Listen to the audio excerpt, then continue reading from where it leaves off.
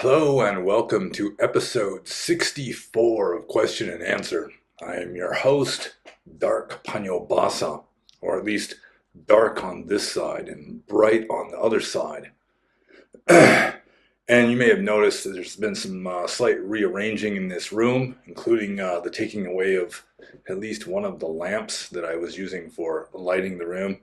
And that is because we are going to be moving to a new house within the matter of a few weeks. And so everything that isn't necessary, including a few things that are necessary, have been packed away, and they are like in a storage place on the other side of town where the new house is located. But we haven't closed on the new house yet.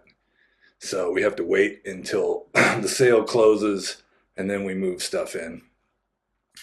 And also, you may have noticed that I didn't do a Q&A last week, breaking with the new system of one Q&A every weekend. And that is because in addition to all the moving and stuff, I got sick like a little over a week ago, and I'm still not fully recovered. I'm not exactly sure what it was. It was like some kind of flu, maybe like a variety of the Wuhan flu, something like that.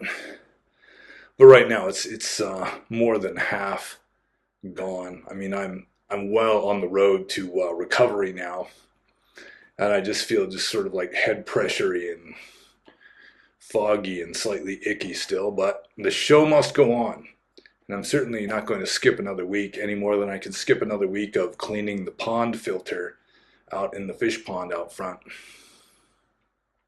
And so we've got a bunch of questions to answer. And the first question is from Maitreya Buddha.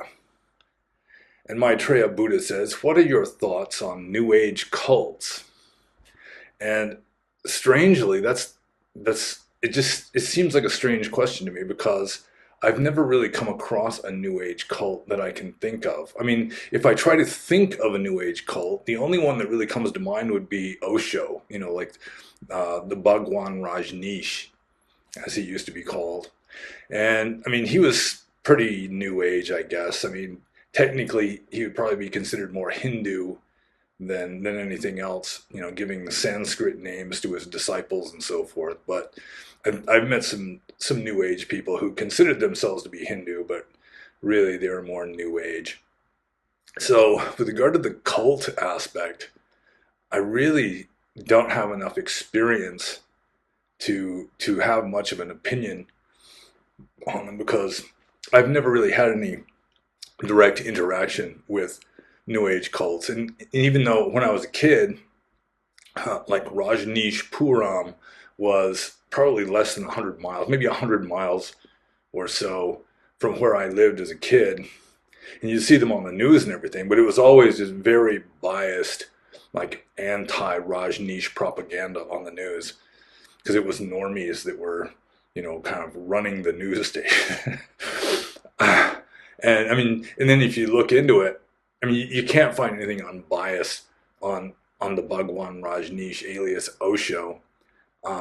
It's either very much biased in his favor or very much biased against him, and you have to kind of read both sides and triangulate. And I did write an article or an essay about Rajneesh, just trying to make heads or tails of the man. I read a few of his books also. But setting aside the Bhagwan Rajneesh alias Osho, just New Age in general. I've had a lot of experience with New Age in general. And as a young man, I just tended to avoid New Age people as much as possible because they were so frustrating to communicate with because they can believe pretty much anything. It's like they're faith oriented or something. They don't really need reason much, or if they have any semblance of reason, it is a slave to their faith or something along those lines. And so, I mean, it was just so frustrating dealing with just very soft-headed people, in my opinion at the time, that I just kind of avoided them as much as possible.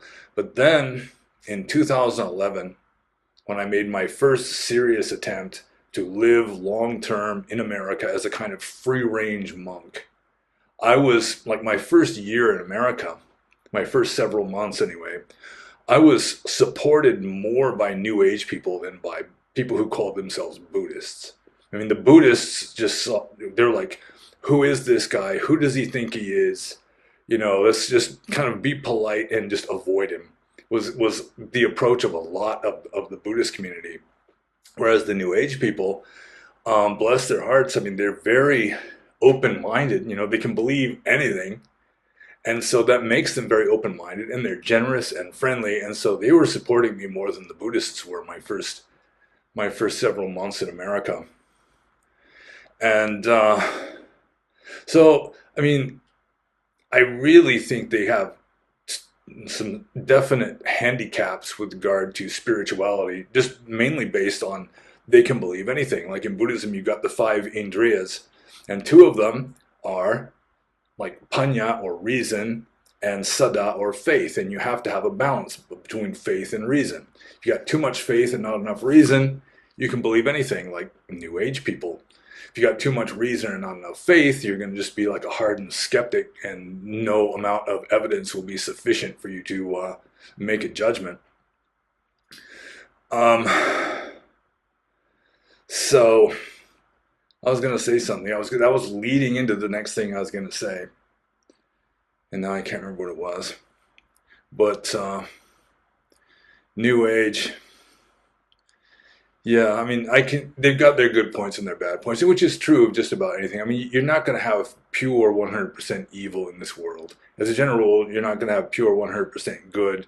It all balances out in the long run. All the pluses and minuses balance out so that the universe can add up to zero.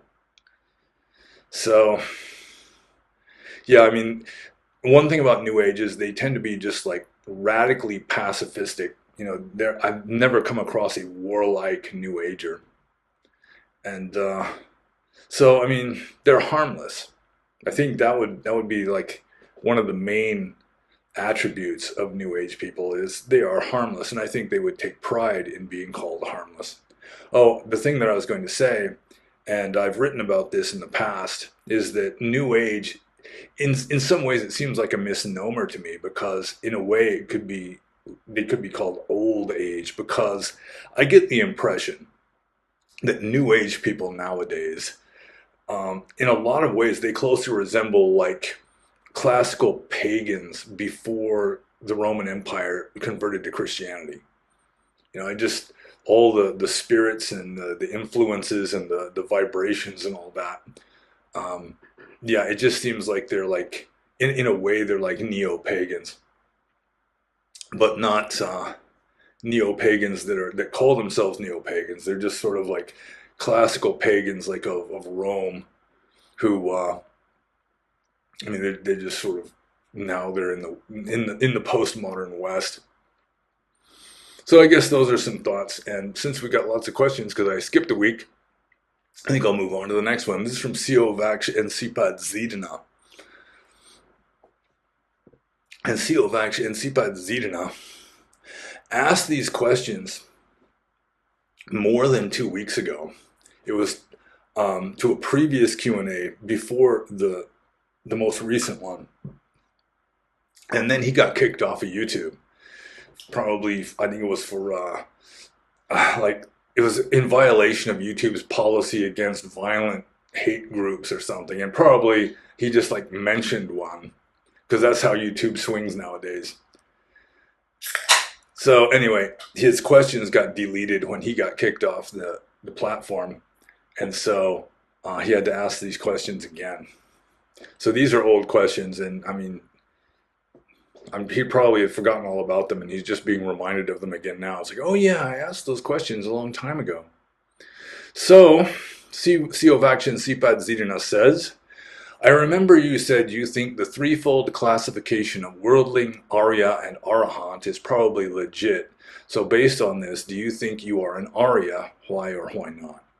Well, I have pointed out that there's a threefold system. Like usually when you've got like the stages of spiritual development in Theravada Buddhism, it's like the 4 stages of sainthood, or below that you've got the Putujana, the common worldling, the normie, and then you've got the Sotapanna, the Sakadagami, the Anagami, and the Arahant, the fully enlightened Arahant. And I do not consider that to be probably the teaching of the Buddha. That's probably a later development. But there is another uh, spiritual progression that is mentioned in the text of the Putujana, the Seika, and the Aseika. Putujana, again, being the common worldling, the common person. The Seika is the one in training. And that would be someone who has started to wake up but isn't fully awake yet. And then the Aseika is the one who is no longer in training, and that's the fully enlightened being.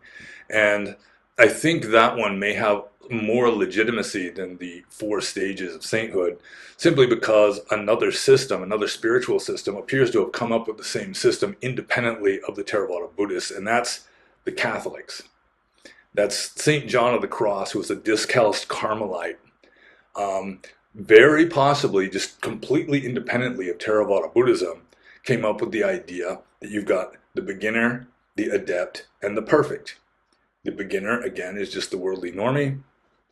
The adept is someone who has become adept at what the Catholics call contemplation or high contemplation, which would be at least second jhana by the Buddhist reckoning, because it's a kind of contemplative state where you're no longer thinking. Your mind is just silent and clear. I mean, there's still going to be like the initial movements of thoughts, but it doesn't get past that. And then finally, the perfect would be like the enlightened being in Theravada Buddhism. And just it was amazing to me to read that St. John of the Cross, who is the mystical doctor of the Catholic Church, anything he says in the realm of mysticism is official doctrine, de facto, of the Catholic Church. And he's saying there is a stage of perfection. In Christianity, I mean, even Jesus denied being good. You know, somebody calls him good master or good rabbi or something, and Jesus says, "Why do you call me good? There's none good except God." So he was denying not only being God, but even being good. And then here's St. John of the Cross, San Juan de la Cruz, in 16th century Spain, who's saying you can become perfect. And he considered his teacher, who was St. Teresa of Avila, to have been of the stage of perfection. And he seems to be implying that he also, because he's speaking with authority, I mean, he's just saying it's like this, you know, this is what you will experience. And so there's a good chance that he himself was a kind of Catholic arahant, which is interesting to me. It was fascinating when I first started reading this stuff because it just caught me by surprise. And there's so much of it that's parallel, or, you know, sort of like parallel evolution. And just assuming that the Catholics didn't just borrow these ideas from the Buddhists, like from missionaries who came back from Sri Lanka or something. So, yeah, I would assume there's some kind of legitimacy to that. I mean, it's just like a hypothesis or a theory. Just because, I mean, it has arisen independently in two different places, that kind of gives it a little more weight than the four stages of sainthood. That, I mean, there's sort of like questionable aspects to that, like the fact that the earliest texts don't ever mention Sakadagamis. The other early texts use um, like Anagami and also Sotapanna in non-orthodox, with non-orthodox meanings, that kind of a thing. But just because I think that may be a legitimate thing. I mean, going with St. John of the Cross, I never became an adept even, much less perfect, because I never completely mastered high contemplation. Or going with the Buddhist reckoning, I never completely mastered jhana, especially like second jhana or above. I never fully mastered it so that I could just get into jhana whenever I felt like it. But then again, in Theravada Buddhism, it teaches you don't have to completely master jhana even to become fully enlightened. So there's still a certain amount of ambiguity and potential contentiousness involved in that. But with regard to whether I'm an Arya or not, I've answered that before with a kind of non-answer. You don't even think about it. I mean, if you really are an Arya, you're not going to be thinking, I'm an Arya. But if you're thinking, I'm not an Arya, you're essentially just closing and locking the door to even the potential of that. So it's a no-win scenario to make a call as to whether you're an Arya or not. and so I don't bother. So I'll just move on to Siovak and Sipad Zidana's next question. And this is a Nagarjuna question, and therefore a Majamaka question. So I'll put on the Majamaka fez. I need all the help I can get. Let's see here. I've had troubles in the past by getting the eye not perfectly centered or anything, something like that, which can result in blockage to your higher chakras. Okay. So, he says, in a previous video, I asked about Nagarjuna saying that the ultimate truth is that there is no ultimate truth. You said this is because Nibbana can't be described, but earlier I mentioned that Nagarjuna already said emptiness is a higher truth than Nibbana. Based on this, it seems he would not have been using ultimate truth to mean Nibbana here. What are your thoughts on this? Do you have any other ideas what Nagarjuna could have meant? Okay, Nagarjuna is very subtle and challenging to discuss at times. So, let's see, Nagarjuna said that the ultimate truth is that there is no ultimate truth.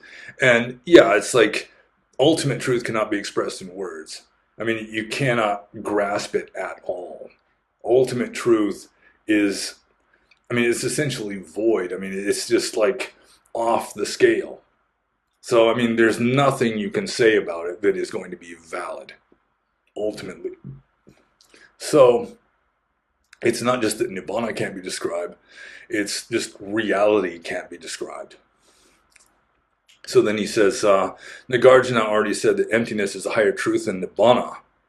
Based on this, it seems it would not have been used, he would have been using ultimate truth to mean Nibbana here. What are your thoughts on this? Well, I mean, Nibbana has two meanings, or nirvana for a non-Theravada like Nagarjuna. They'd use nirvana instead of Nibbana, using Sanskrit instead of Pali.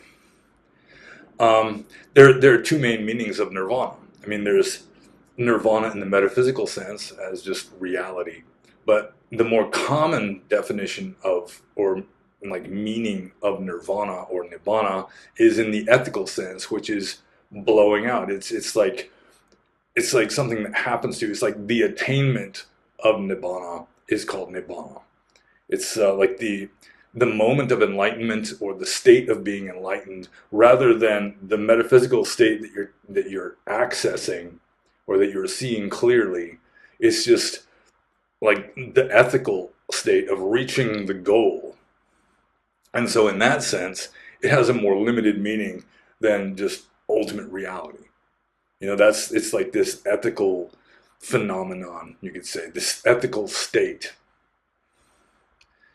So that's another reason why, you know, ultimate reality is considered to be, or like emptiness is considered to be a higher truth than Nibbana, because Nibbana is just this one ethical state, whereas you know, ultimate reality, you know, ultimate truth just pervades the entire universe. And in a sense, nirvana in the metaphysical sense could be said to pervade the entire universe, but Nibbana in the ethical sense, you know, it only goes on in the mind of an arahant. Or, I mean, if you can even say that it goes on in a mind, I mean, it's just off the scale, and so it's just a paradoxical state. But it's much more limited in its meaning than just reality. So I hope I answered that one. So I'll just move on to Siovak and Sipad Zidana's next question here, which is, you have said Nagarjuna understood dependent origination more than anyone, and let's see, tying it to emptiness. However, the Sarvastivada sutras have various agamas where it directly associates emptiness with dependent origination. For example, in the Samyukta Agama 335, it says, quote, "What is the discourse on emptiness in its ultimate meaning? Monks, when the I arises, there is no place from which it comes. When it ceases, there is no place to which it goes. Thus the I, being not real, arises. Having arisen, it ceases completely. It is a result of previous action, but it has no doer. When these aggregates cease, other aggregates continue with the conception of this transient dharma. It is the same with the ear, nose, tongue, body, and mind. There are exceptions to the transient dharma. They are exceptions to the transient dharma. Huh.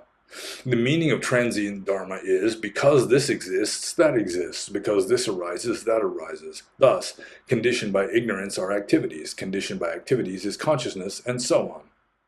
And thus arises this whole mass of suffering. So that's paticca samuppada. And again, when this does not exist, that does not exist. When this ceases, that ceases. When ignorance ceases, activity ceases. When activity ceases, consciousness ceases, and so on. And thus ceases this whole mass of suffering. So that's like the reverse version of dependent co-arising, or paticca samuppada. Monks, this is called the discourse on emptiness in its ultimate meaning, unquote.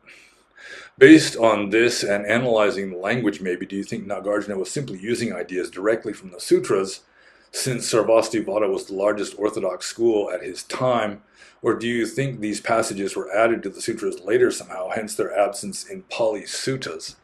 Well, yeah, nothing like that is really found in the Theravada Pali texts, so that makes it a little suspect that it could be a later addition. Also, it seems like this sutra is going against some of the official positions of Sarvastivada. This is the first time I've ever read this passage, because I haven't read much Sarvastivada literature other than some of their Vinaya. I've never really read their agamas, their sutras. And I think this might be like recently translated, because for a long time it just wasn't translated into English. But the Sarvastivadins, first of all, they believed, like the Theravadins do, that physical matter is ultimately real. That was their official doctrine. And in fact, they even took it farther than the Theravadins, because according to Theravadan Abhidhamma, even though physical matter is ultimately real, it's blinking on and off at a rate of like 1,000,000,000,000 times a second. Whereas the Sarvastivadins had the idea, at least in their official doctrine, that there is no blinking on and off. It's like that individual dharmas, or individual atoms, or like the ultimately real particles of mind and matter are eternal, and that it's only the combinations of them that are impermanent. So this sutra would seem to go against even the Sarvastivadin official dogma. So there is a good chance that this is just a later addition to the texts, possibly by Mahayana Buddhists trying to retroactively put their own sort of sunyavada into the mouth of the Buddha. But who knows? I mean, it's like I say, this is the first time I've ever come across Sarvastivadin sutras essentially teaching like the emptiness of Mahayana. But I mean, you can find really subtle, very advanced stuff in very early texts, and it may be that this got just edited out of the Pali literature early on because it was just too radical or something, or viewed as too radical. So, but this sutra, assuming that it is Sarvastivadin, as Siovaksh and Sipadzidana is saying, I mean, it's in violation of Sarvastivadin doctrine also.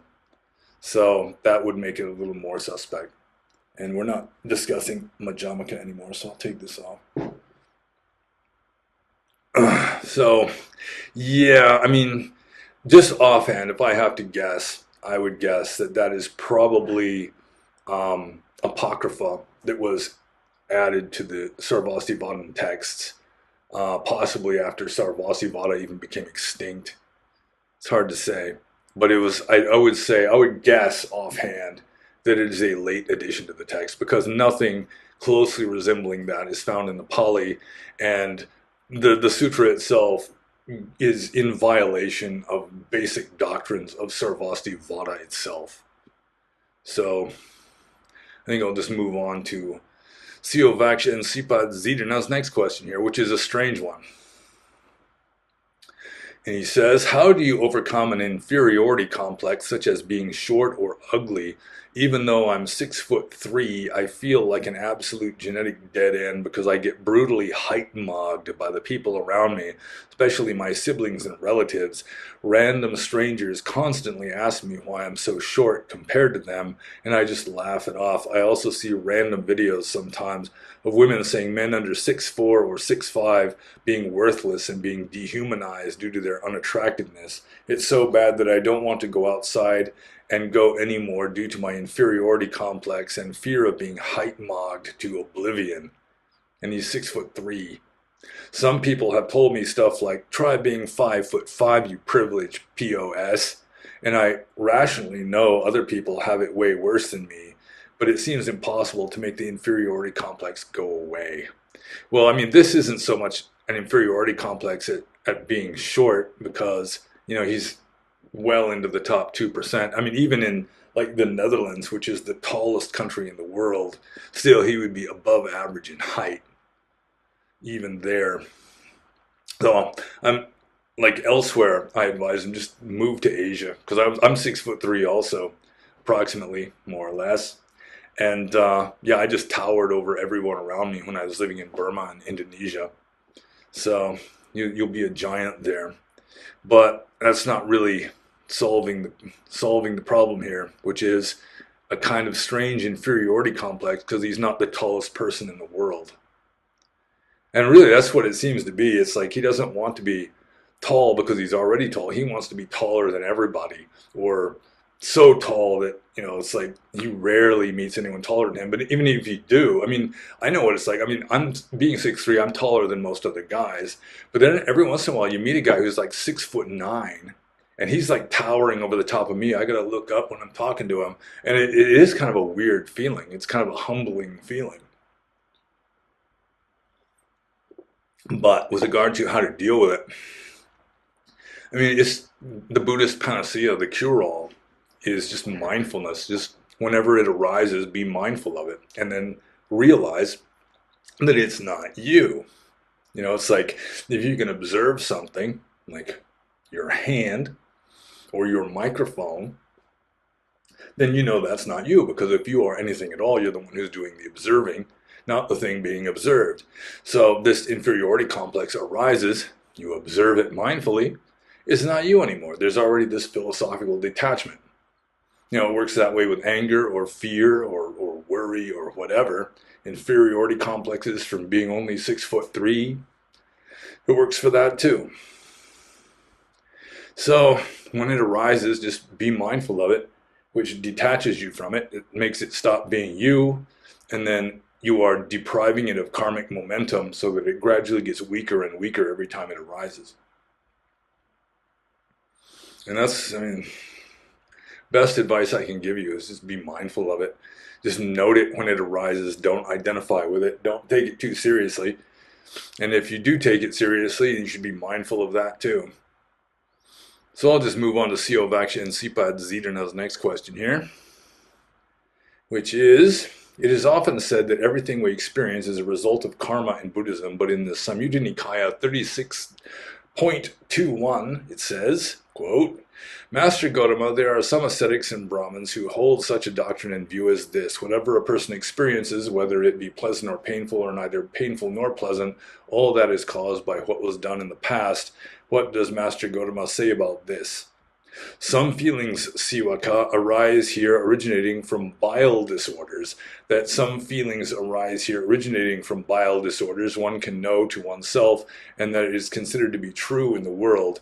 Now, when those ascetics and Brahmins hold such a doctrine and view as this, whatever a person experiences, whether it be pleasant or painful, or neither painful nor pleasant, all that is caused by what was done in the past. They overshoot what one knows by oneself, and they overshoot what is considered to be true in the world. Therefore, I say that this is wrong on the part of these or those ascetics and Brahmins. Some feelings, Sivaka, arise from originating from phlegm disorders, originating from wind disorders, originating from imbalance of the three, produced by a change of climate, produced by careless behavior, caused by assault, produced as the result of karma. That some feelings arise here, produced as the result of karma, one can know for oneself, and that is considered to be true in the world. Now, when those ascetics and Brahmins hold such a doctrine and view is this: whatever a person experiences, whether it be pleasant or painful, or neither painful nor pleasant, all that is caused by what was done in the past. They overshoot what one knows by oneself, and they overshoot what is considered to be true in the world. Therefore, I say that this is wrong on the part of those ascetics and Brahmins. What do you make of this? Well, first of all, it seems strange that like the Galen or the humor's theory of Galen has gotten into this sutta. It's my understanding that, as a general rule, health disorders in the Buddhist time, it was like the four elements. You have an imbalance in earth element, water element, wind element, or fire element. He's got wind element in there, which would be stuff like arthritis and stiffness and so forth. But bile and phlegm, that's right out of Galen. It could be there in the text, though. It's been a long time since I read this sutta. But I mean, let's say you've got a painful feeling because you've got a phlegm disorder, right? Well, who's to say that that phlegm disorder isn't caused by what you did in the past? That's just, I mean, you don't say that it's just pain just happening all by itself just because of karma in the past. The karma from the past may be causing the phlegm disorder. So this isn't a very strong argument that has been either came from the Buddha's mouth or was put into the Buddha's mouth. And it's not necessarily all karma is things you did in the past, because there's also present karma. That you're making karma right now. The fruition is just boom, the very next moment. So I guess it was like maybe a moment ago. So, yes, he's got a list here. It's like bile disorders, phlegm disorders, wind disorders, an imbalance of the three, change of climate, careless behavior, assault.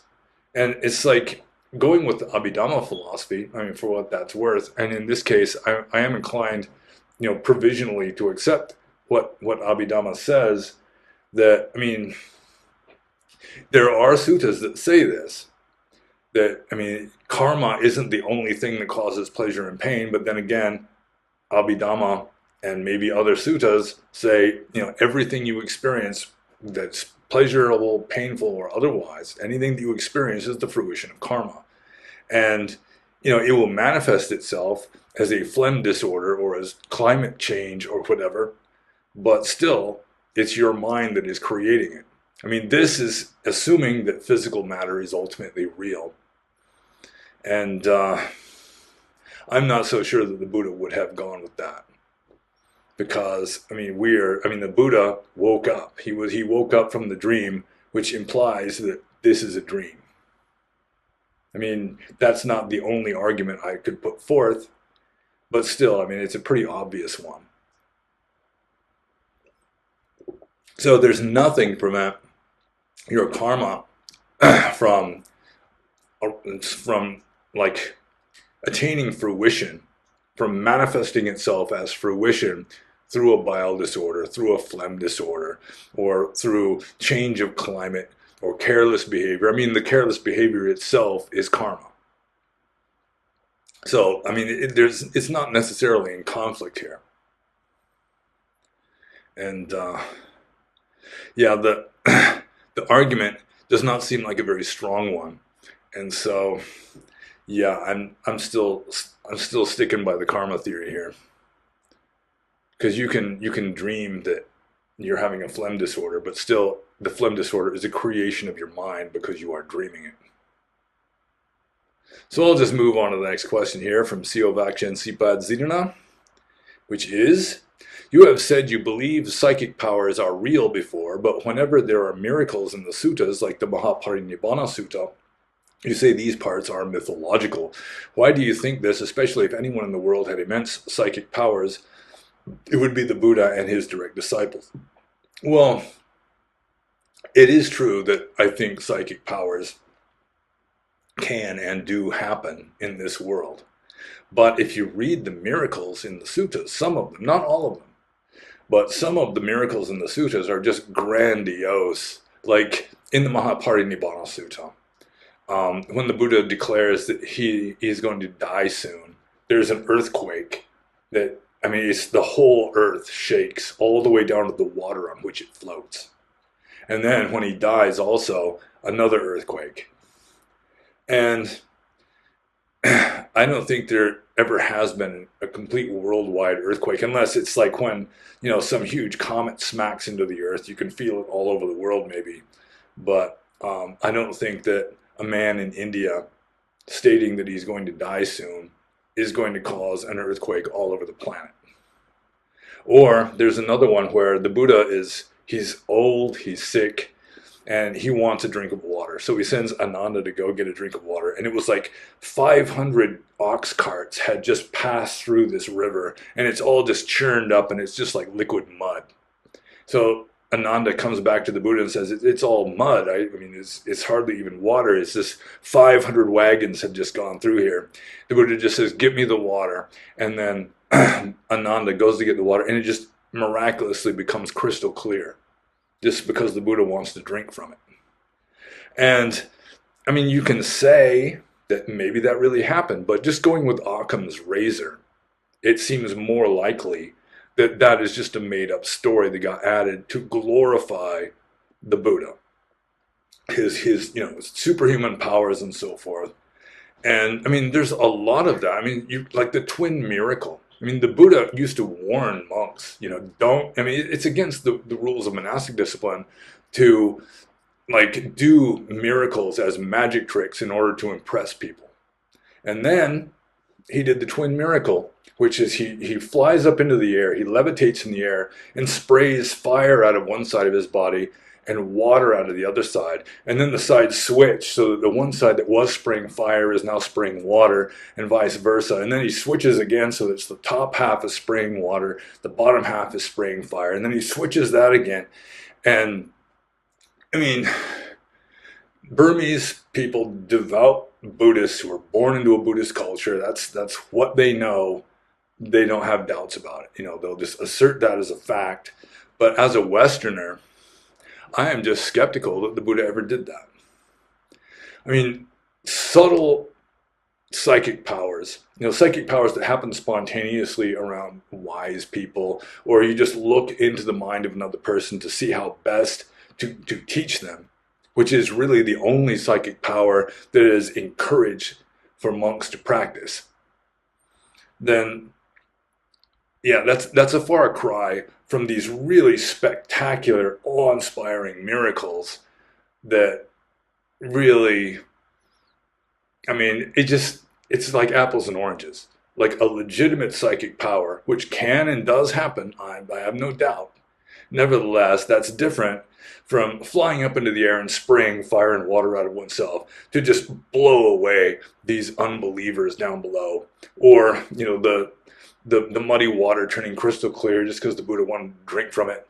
Maybe it happened, but I'm still skeptical, because it just seems very convenient to just add glory and majesty to the Buddha in this text that's largely a devotional kind of text. So I think I'll just move on to the next question. This is from the Anti-Marxist League. And the Anti-Marxist League says, could a married person with a family become an arahant and still maintain the normal routine of family life? That is, work a job, remain a good parent and spouse, engage in conjugal intercourse, etc. Or must one do what the Buddha did? I am currently single and I'm indifferent to whether that changes. However, if marriage would be a major impediment to enlightenment, I'd avoid it altogether. My only real goal now is enlightenment. Well, if your only real goal is enlightenment, then yeah, you probably shouldn't get married. I think that it's still theoretically possible to become enlightened as a married man. Some people allegedly have done it, like Nisargadatta Maharaj in India. He was a layperson, ran a little stall selling cigarettes and cough drops and stuff. He was married and had kids.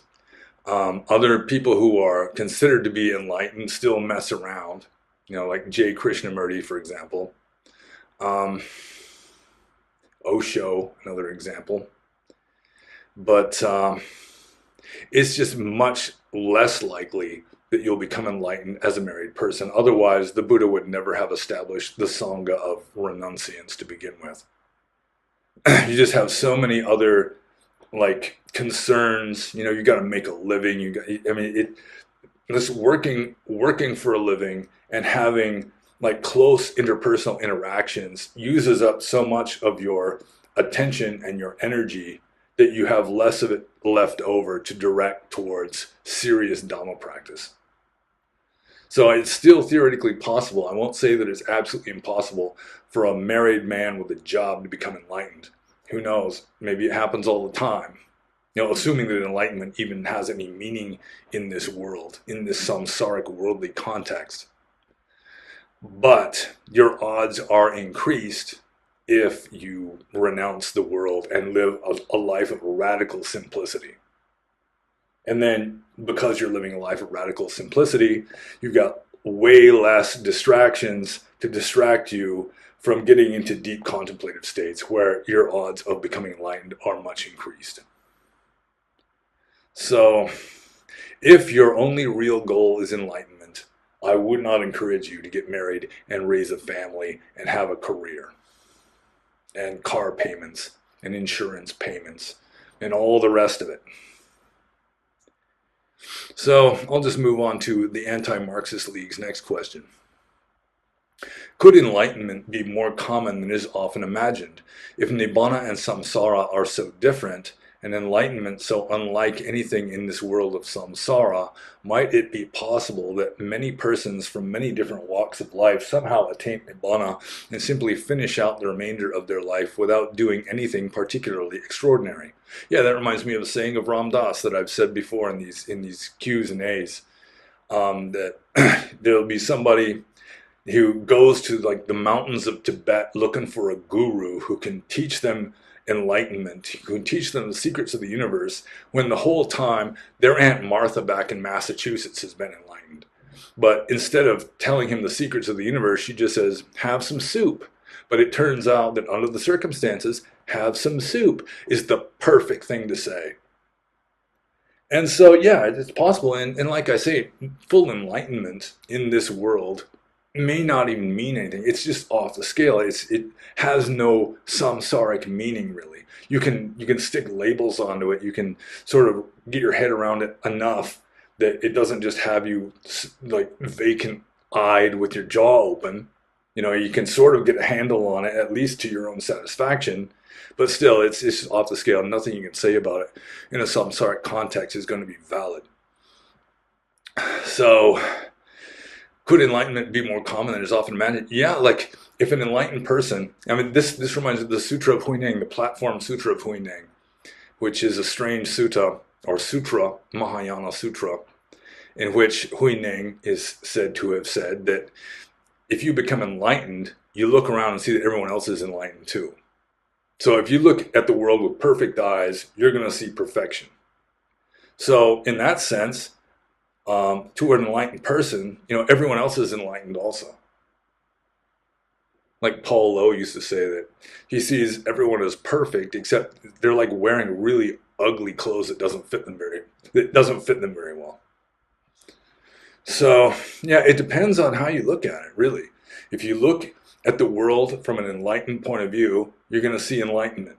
It's like if you're a saint, you look at the world, it's all manifestation of God. It's all perfection already. But if you're all messed up and unhappy and miserable, you look at the world, it's all messed up and miserable. It's the same world, really. It's just you're looking at it in a different way. So, yeah, there's something to that. But again, whether a fully enlightened being can even exist in the samsaric context is questionable to me. So I'll just move on to the next question here. This is from Athena's Sigil.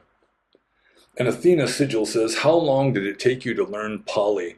And do you know any other languages? I suspect some Burmese, perhaps. One thing is, even though I did well in school, I'm relatively intelligent. But even so, learning foreign languages is like one of my weakest subjects. I took Spanish for 3 years in junior high school, and I couldn't have a conversation with somebody in Spanish. I mean, I know a lot of Spanish words and that sort of thing. ¿Está Susana en casa? Sí, está con una amiga. ¿Dónde están? ¿En la sala? No, en la cocina. I actually was saying this to a guy from Honduras that I used to work with. I'd ask him, ¿Está Susana en casa? I mean, he was born in a Spanish speaking country. He could not answer the question, which caused me to think he was some sort of fraud. Anyway, so because Pali or learning foreign languages is kind of a weak subject for me, um, it took me a few years until I was good enough that I could actually translate from Pali into English, and even then I'd have to look at a dictionary. And even expert translators, they always have to have a dictionary handy because some Pali words, I mean, like Pali literature is limited. And so there are some Pali words that you're only going to find them like one or two times in the entire Tipitaka. And so, what does it mean? I mean, you can just go with like the etymology, the word forms and so forth, and just kind of suss it out that way. Or you can look in the dictionary, and even the dictionary, like in the commentaries, and they're just making guesses. Sometimes they don't even know what the Pali words mean, especially if it's like some plant species that grows in northern India when the commentators were in southern India and had never seen that kind of plant before anyway. So, yeah, it took a few years, I guess. But for someone just has a knack for learning foreign languages, it'll be much faster. It's really not that difficult of a language. Pali is maybe like Spanish with regard to the difficulty level. It's easier than English. It's like a simplified Sanskrit. And any other languages, well, aside from the Spanish that I kind of learned in junior high school, yeah, I know enough Burmese to get by. I could speak Burmese better than I can speak Pali. So yeah, that's about it. I really have not learned a lot of foreign languages. I'm good at English, but other languages, it's kind of a challenge to me. But like with regard to Burmese, it took me maybe a year of studying Burmese and just being immersed in it, having to speak Burmese all the time before I could like have a conversation with somebody. But I met like a Swiss nun, like a Swiss Buddhist nun in Burma who, I mean, she was conversational in Burmese within just a matter of weeks. Because Burmese is also a relatively simple language. The hardest thing about Burmese is pronunciation because it's a monosyllabic language. You have to get the tone and like the aspirated and unaspirated consonants just right, or else you're saying something completely different from what you're trying to say. And people will look at you like you're speaking Greek. So, yeah, I think I answered that question. That was a fairly simple, straightforward question, even though I can't say exactly how long it took because I wasn't timing it. So I'll just move on to the next question here. This is from Austin.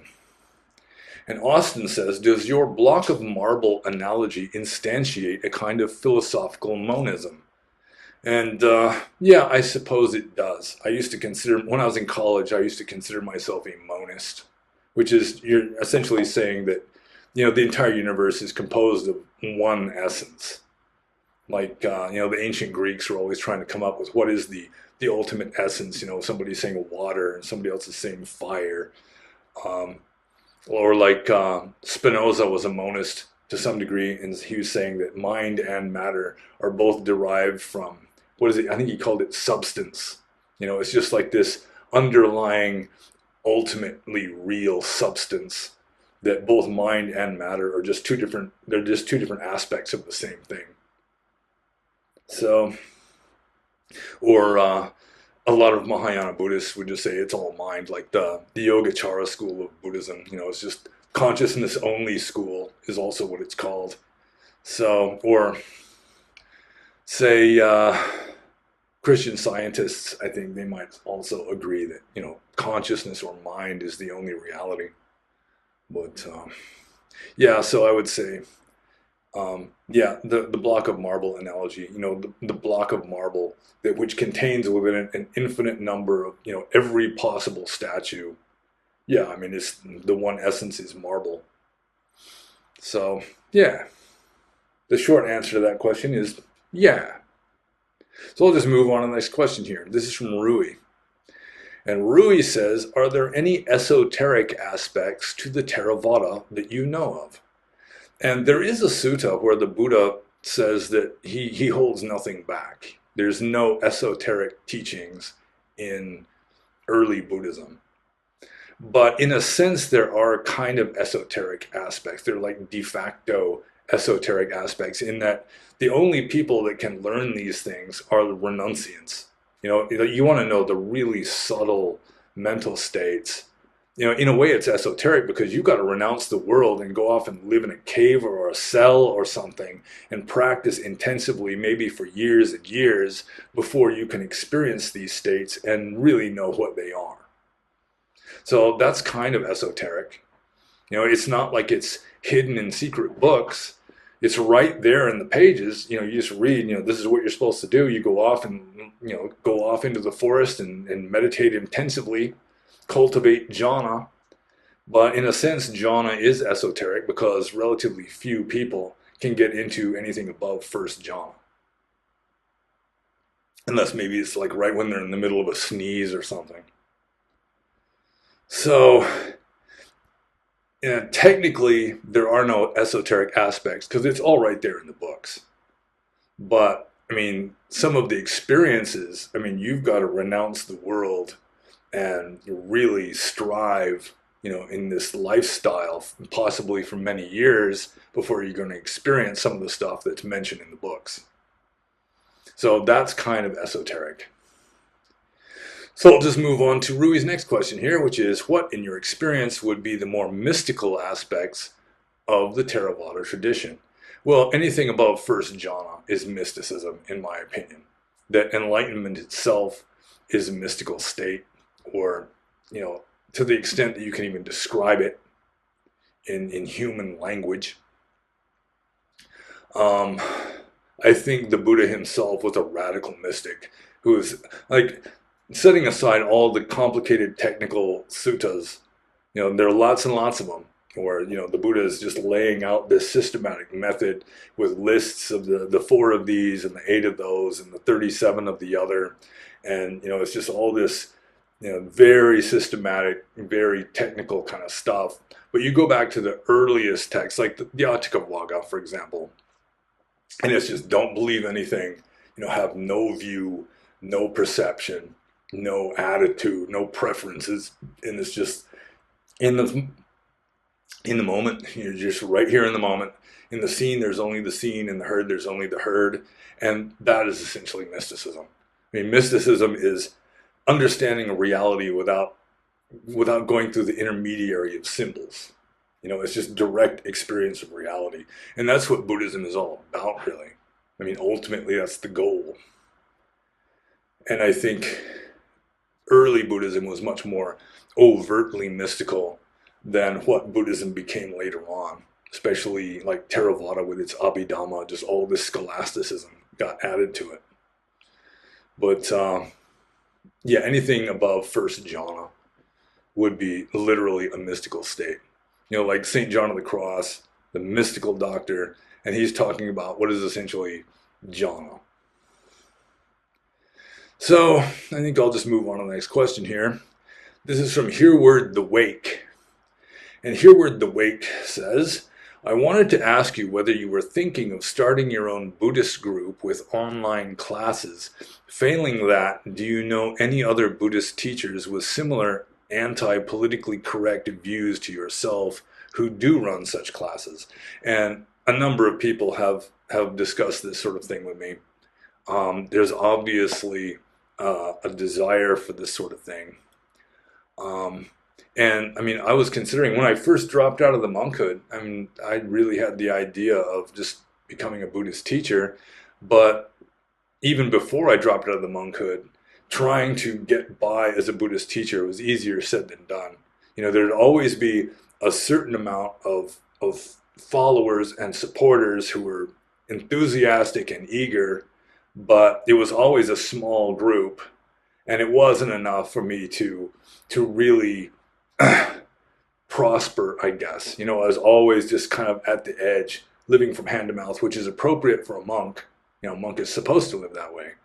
But nowadays, um, yeah, I have to work full time. I've got a lot of stuff on my plate. Doing these Q&As. Um, it's I enjoy this. This is nice. It's not much structure to it. It's just the questioners themselves are providing the structure. But if I were doing systematic classes, I would have to be coming up with a syllabus and to some degree even going against my own understanding of Buddhism. And you have to teach like the ABCs, which is kind of boring to me, and then just all the systematic stuff in order to get it across. I mean, the best way to teach Buddhism is you just lead somebody out into a forest. Just sit there and try not to think anything for 2 hours. I'll be back in 2 hours. Doing it online, it would all have to be kind of academic, with the lists of the four of these and the seven of those and just the 18 of the other. I mean, I'm qualified to do that, I suppose. But yeah, I don't think I'm really going to be doing it anytime real soon, partly just because of time and energy constraints. And I mean, I've already got a full-time job, maybe two full-time jobs, and that just being in a relationship is also a full-time job. And I really have been failing in devoting enough time and energy to that full-time job.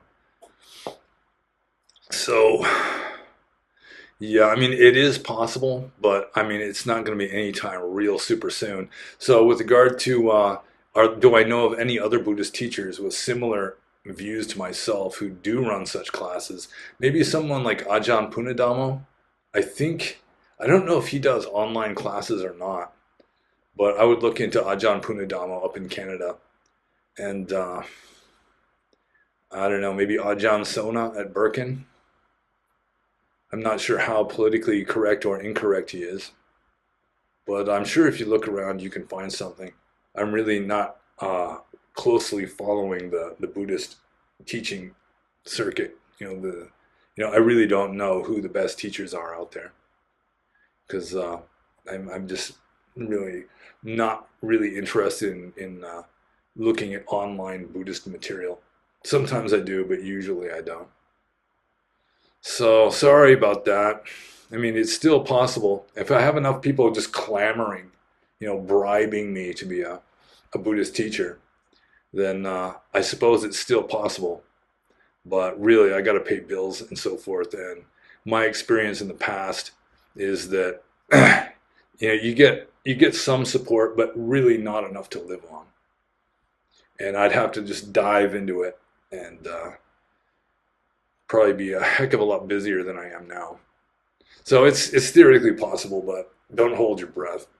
So I'm just going to move on to the next question. This is from SG. And SG says, do you think it is possible to harmonize views of different philosophical traditions without contradiction? Personally, my beliefs and practices are informed by Buddhism and its many schools, Advaita Vedanta and the Yoga tradition, and Platonism, Neoplatonism. All believe in an absolute, on the insufficiency and deficiency of the relative realm with its rebirths, and on moral and spiritual practice to differentiate between the two and attain enlightenment. I like the different approaches since my spiritual mood changes now and sometimes I have vigor for asceticism and at other times for philosophical contemplation. What are your influences and moods? Thanks.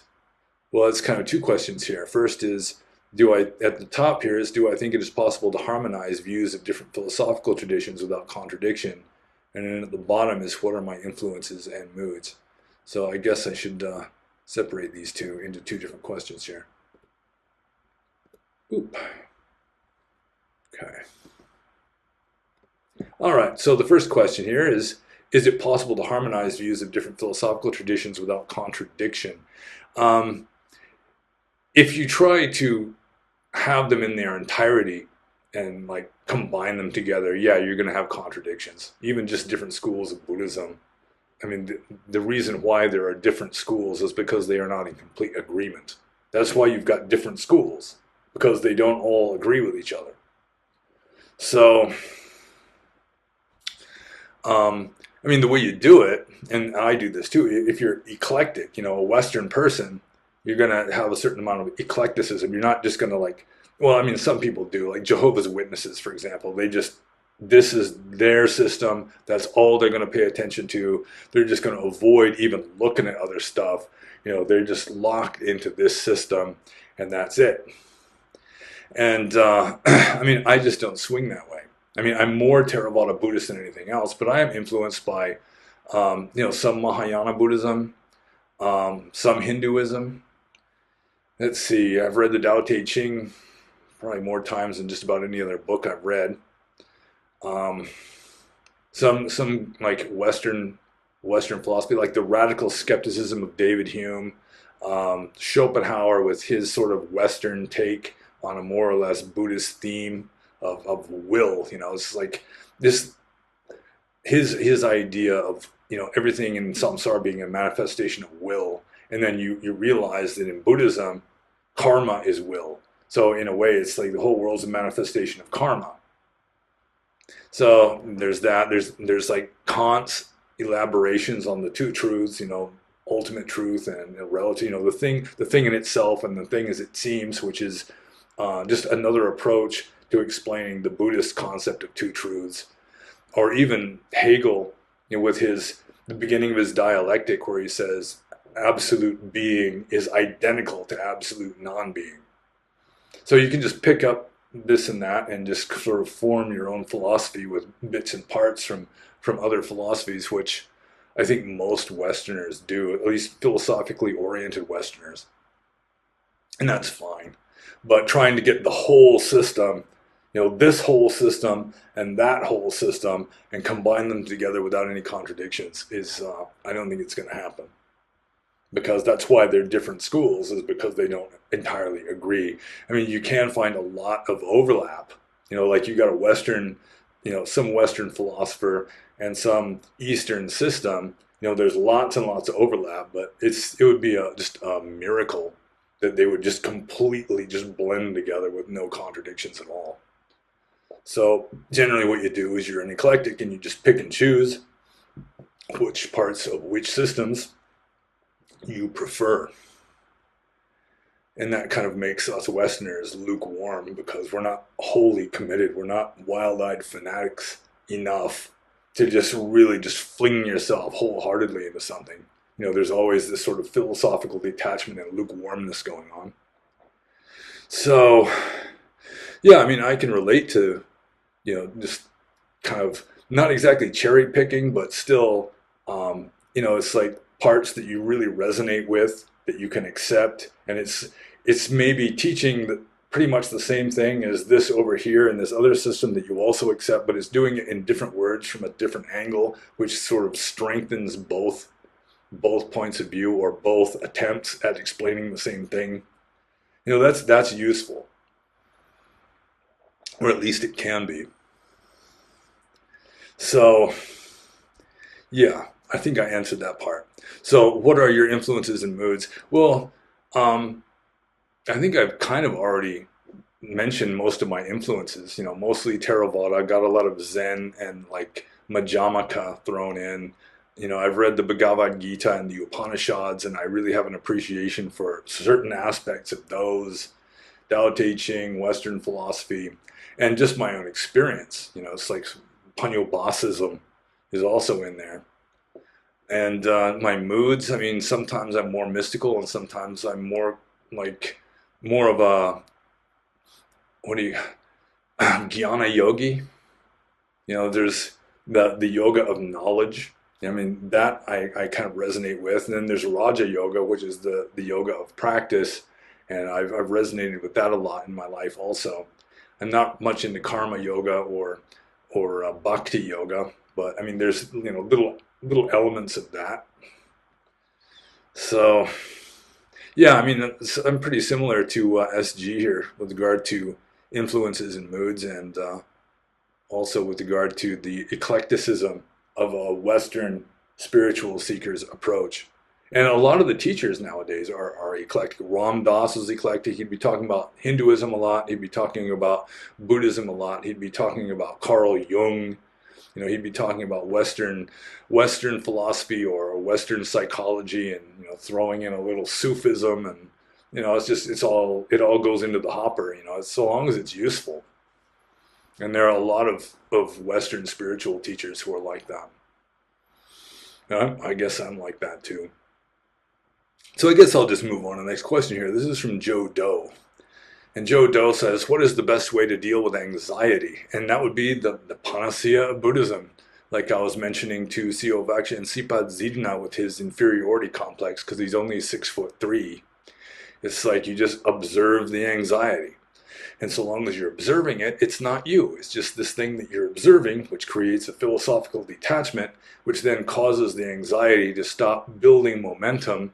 And so if you're mindful of it every time it arises, it gradually loses momentum and fades out. I think it was Ajahn Chah was talking about how like a bad habit, like anxiety here, or the inferiority complex of only being 6'3", it's like a stray cat where if you keep feeding it, it's never going to go away. It's like you feed it every once in a while, and then the rest of the time you want it to go away, but it's not going to go away because you feed it sometimes. You have to like stop feeding it, and it's still going to keep pestering you for a while, and finally it's going to give up and go away. And it's the same way with bad habits. If you're able to resist them, especially not making a big deal of it, but just through mindfulness, you just sort of, you note it and just let it go, and that's the best way of dealing with it.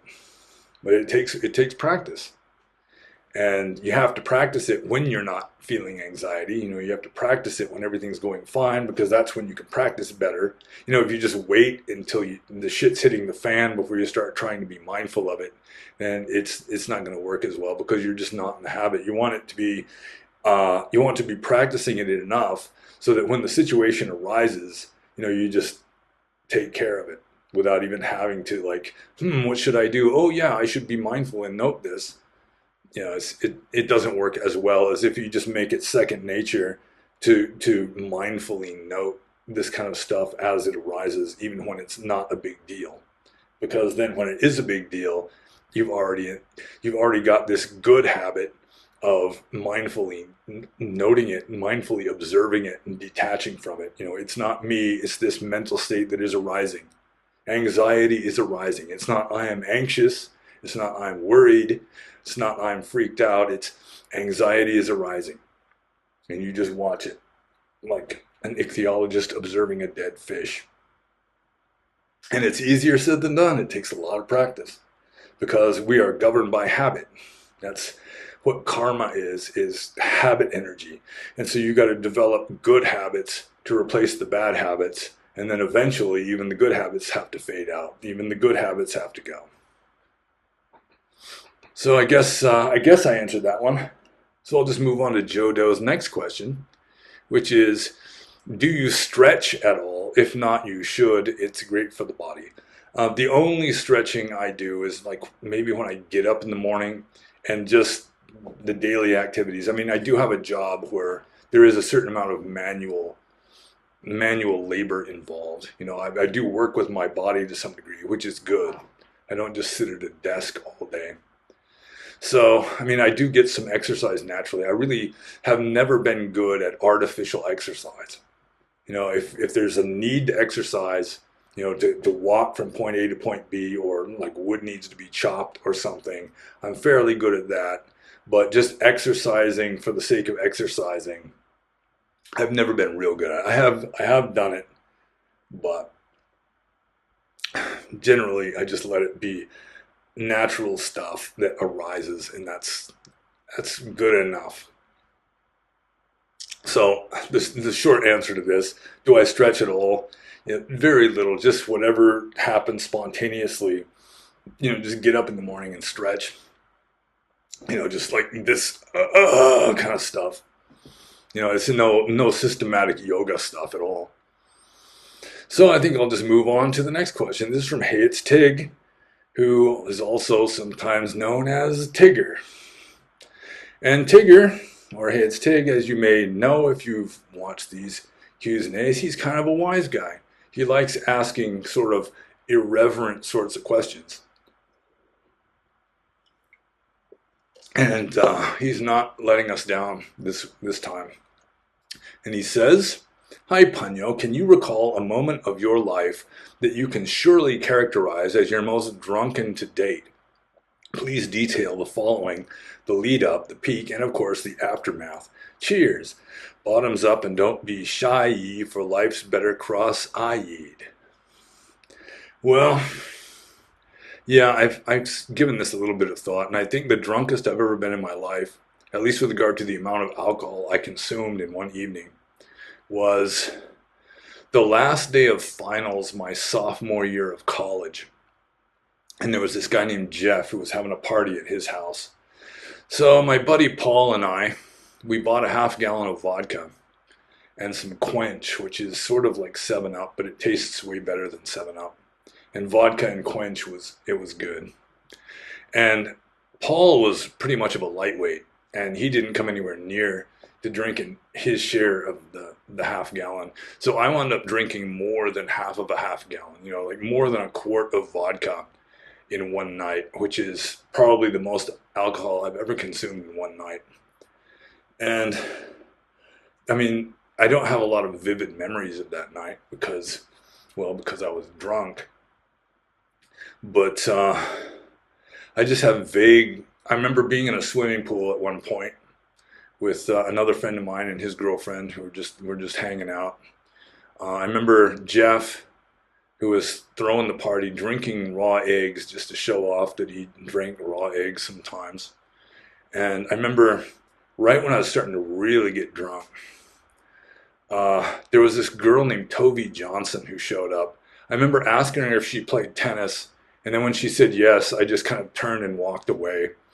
And I remember like dancing, vaguely remembering dancing, which just essentially consisted of me like standing there kind of going like this with my hands, like walking up to someone and going, I remember that part. And then finally, I remember the point where I figured maybe I better go outside and get some fresh air. And so I start staggering from the kitchen through the living room. And for some reason, Jeff, our host, was just crying and just beating the shit out of his stereo. I mean, he's like punching out his stereo, just tears pouring down his face. I was too far gone to even care. I just head for the front door, and I kind of vaguely remember walking out into Jeff's front yard, and then I kind of vaguely remember crawling on my hands and knees through the same front yard there, and I wound up like in the fetus position behind the passenger side rear tire of my car. And then I was just lying there, minding my own business. And then at some later point, I vaguely remember two guys picking me up by the armpits and putting me into the back seat of my car. And one of them saying, I shouldn't say anything. I've been like this before. And then I remember waking up. I mean, it's like 3 or 4 in the morning or 5 or something. It's like cold. And I just had shorts on and like a tank top or something. And it was cold. And so I'm like, looking, I had to get up and go inside, and there's like people passed out on the furniture and so forth. And at some point, I think it was, after I kind of gotten up and was like functional, semi-functional again, I realized that I had just cashed a scholarship check that day, and I had like a few $1,000s in my wallet, and I had lost my wallet. And finally I found it just on a table, like an end table in the living room where Jeff was beating up his stereo, just with all the money still in it.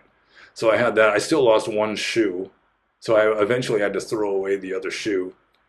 And that's about all I remember of that night. What I drank probably at least a quart of vodka that night, which is usually I'd be puking and passing out long before I got to an entire quart, but I was in rare form that night. And there you go. That's the story of the drunkest I ever got, which fortunately I'm happy to say was a long time ago. So I'll just move on to the next question here. And this is from Raphael. And Raphael says that the Lotus Sutra and other Mahayana sutras were not spoken by the Buddha is unanimously supported by modern scholarship. There is no academic in the last 150 years who has argued otherwise. Why then are there still monks, especially Western ones, who want to be ordained in the Mahayana tradition? Well, that's kind of an interesting question. Although I would quibble a little bit that he says here that the Lotus Sutra and other Mahayana sutras were not spoken by the Buddha is unanimously supported by modern scholarship. I assume that there's going to be some Mahayana Buddhists who are scholars who are going to say that the Buddha taught all the Mahayana sutras, or at least their favorite ones. And I mean, there's on the Discord server, there is a Pure Land Buddhist, and he's very serious. He's kind of, in a way, kind of puritanical. I'm not trying to badmouth him, but he's got like this dour, very serious kind of approach to his Buddhism. And he just flat out asserts the Buddha taught Pure Land Buddhism. I mean, he has no doubt. And, he'll have these arguments, like the oldest inscriptions of Buddhism are Mahayana ones that are found in Central Asia or something. And so he's trying to build up a case that, the Buddha really did teach Mahayana Buddhism, despite the fact that the overwhelming majority of Buddhist scholars agree Mahayana Buddhism did not exist for hundreds of years until after the Buddha passed away. Hundreds of years after the Buddha passed away, I should say.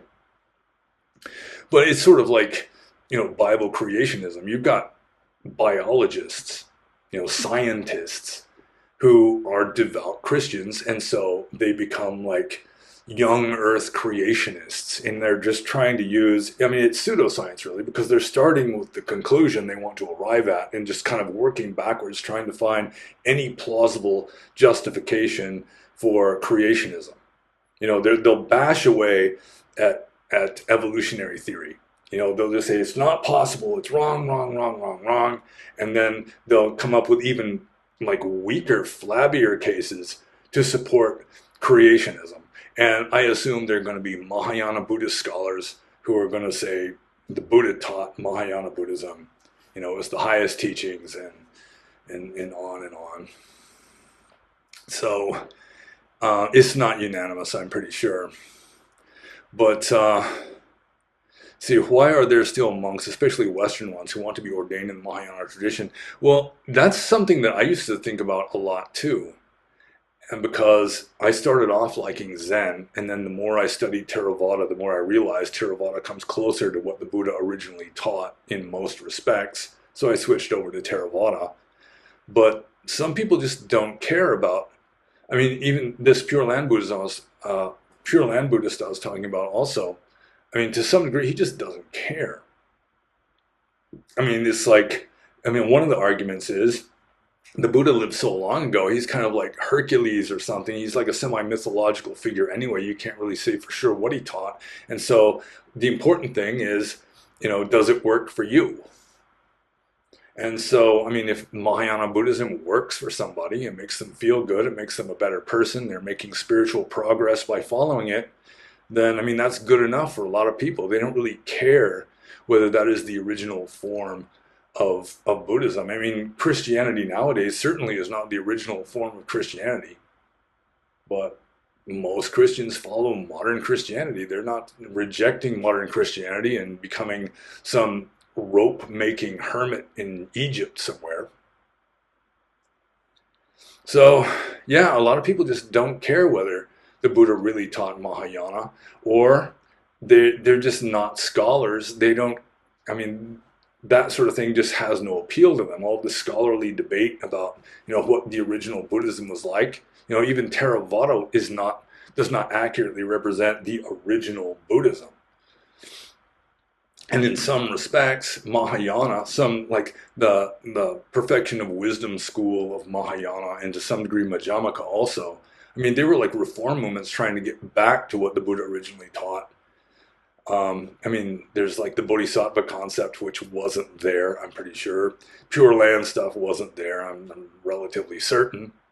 But yeah, just different people have different temperaments, and different people really just don't care about unanimous agreement by modern scholarship. They want to believe it. It just resonates with them. It just clicks with them. Maybe they were Mahayana Buddhists in previous lives and they've just got a lot of momentum in that direction. And so, I mean, you can use any kind of like logical argument, but when you're trying to use a logical argument to justify religion, which isn't really essentially logical anyway, then yeah, it's just a lot of religious people just don't care about objective, rational, logical, empirical arguments.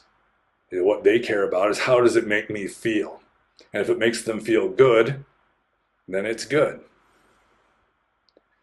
So I guess I answered that one more or less. So let's move on to the next question. This is from the Arya Swasti Project. And the Arya Swasti Project says, "Greetings, Panyo. It occurred to me yesterday, if you move in any direction in the universe, and since the universe is infinite, you haven't really moved at all because you have the same infinite distance in any direction that you move. You haven't gone anywhere. Same goes with time. A moment ago, there are infinite moments before that and an infinite number in the future. Are these kind of examples of paradoxes we could consider for being and not being to be possible at the same time? The thought certainly had its effect on yesterday's meditation." And for those of you that didn't notice, I just kind of picked my nose a little bit, like just trying to like pretend like I'm not picking it, and then just because it itches really bad right in there. Because, like I say, I've been sick and kind of nose congesty and all sorts of things. So I'm just coming clean. All right. So with regard to this, I mean, let's see. You see, you're not really moving because the universe is infinite. But I mean, you're moving with regard to everything around you, and that's really what matters. That's how you judge whether you're moving or not, is by, are the trees going by you? If the trees are going by you, that means you're moving. And I mean, just going with modern mathematics, you've got Cartesian coordinate systems. I was talking about Cartesian coordinate systems in a previous Q&A not too long ago, where you just have like an XY axis, which is arbitrary. You can just put it anywhere. You put this XY axis anywhere, or in 3 dimensions, it would be XYZ. 4 dimensions, you'd have T for time. And then, I mean, you're moving in relation to that XY, that Cartesian coordinate system. And that you pretty much anchor that to, something that is relatively immobile, like the ground or something, the blackboard, the wall, whatever. So you're moving relative to other things around you, which is really all that matters. I mean, in the philosophical sense, you're always in the center of the universe. No matter where you go, there you are. As Buckaroo Banzai once said. But obviously, we do seem to move when we stand up and kind of move our legs back and forth like this. Things kind of move around us anyway. We're making the whole world move by seeming to move. So, yeah, I don't think that would be a good way of trying to prove that being and non-being are possible at the same time. I mean, being and non-being have to exist at the same time because they rely on each other for each other's existence. One without the other is meaningless. So you have to have contrast between being and non-being for there even to be any perception of being and non-being. So, yeah, that's sort of like stability and chaos. They have to be in balance. You can't have pure stability because that's just death. Nothing moves, nothing changes, death. But pure chaos, I mean, that's just, you can't have life in pure chaos either because nothing has enough cohesion or stability to last for more than one moment. So you have to have these two of stability and chaos, like stillness and motion. I mean, there has to be this contrast between them in balance in order for this world to exist. Same goes for being and non-being. But that's a whole different argument, I think, from the fact that you don't go anywhere because the universe is infinite. Yeah, I think that would be like, at least in my mind, that'd be two entirely different arguments, or two very different arguments anyway. So I think I'll just move on to the Arya Swasti Project's next question here.